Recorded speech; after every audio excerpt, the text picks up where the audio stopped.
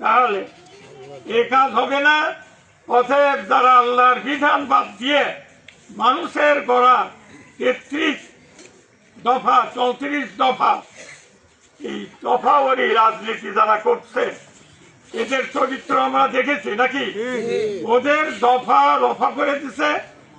ওরা নিজেরাও লুভি। ওরা এই জন্য ফ্যাসিবাদ কায়েম করে একটা গণতন্ত্র পর্যন্ত ওরা রাখেন। কি কর তারা কেমনে করে কেমনে খেলাফত কায়েম করবে?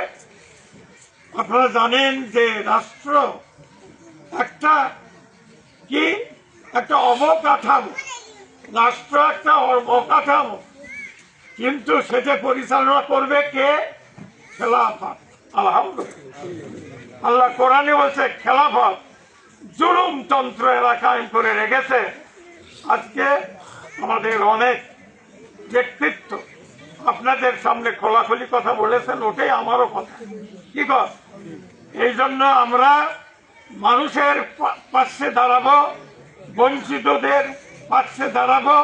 সে হিন্দু হোক, সে মুসলমান হোক, সে এ দেশের কিনা নাকি, মানুষের পাশে আমরা দাঁড়াবো। হযরত ওমর বলেছেন, আমি খেলাফত অবস্থায়, খলিফা অবস্থায় একটা কুকুরও যদি ওই ফুরাতের নদী পার হতে বা ফুরাতের সেই তীর দিয়ে যেতে যদি উস্তা খায়, একটা সামান্য উস্তা খায়, সেজন্য ওমরকে জব্দ করে। তাহলে এখানে মানুষ আশরাফুল মাখলুকাত কেন? মানুষ এই জন্য যে সে আবার সেই বেহেশতে যাবে যে বেহেশত আদম আর হাওয়া ছিল। কি কর তো বেহেশতে যেতে হলে খেলাফত ছাড়া উপায় নাই। যারা খেলাফতের আন্দোলন করে না তারা বেহেশতে কোনো সময় যেতে পারবে না, কারণ তারা ফাসেক এবং মুশরিক হিসেবে মারা যাবে। কোরআন তাই বলছে। এটা বহু দলিল আছে। কোরআনকে বায়্যিনাত বলা হয়। কোরআনকে কি বলা হয়? সুস্পষ্ট করে আল্লাহ তাআলা বলেছেন, মিসাল দিয়ে বলেছেন।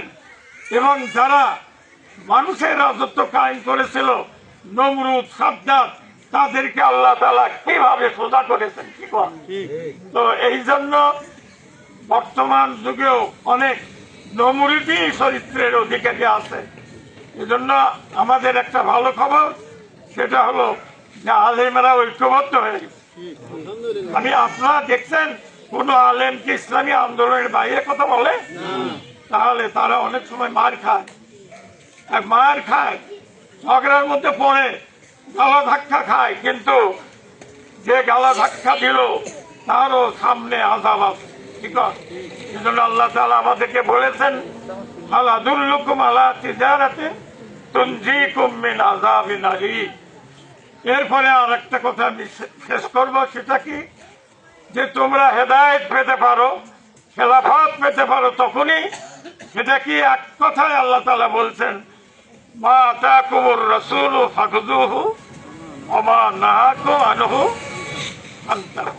ওরা 30 দফা কোথায় পেল নাকি? ওরা অন্য দফাগুলো কোথায় পেল? অর্থনৈতিক দফা দিয়ে নৈতিক দফা নাই, মানুষকে সংশোধন করা নাই।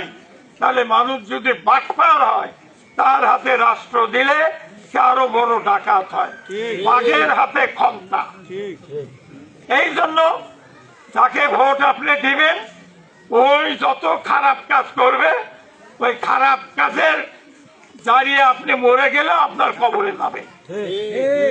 আর ভালো কাজ যদি করে যান আপনার শক্তি অনুযায়ী, তাহলে এর জারিয়েও আপনার কবরে যাবে। এই কাজ আমার মায়েরাও করতেছেন, বোনেরাও করতেছেন। আমি তাদেরকে ধন্যবাদ দিচ্ছি। যেহেতু নামাজে রক্ত হয়েছে, আমার ভাঙ্গা গালা কয়েকদিন হলো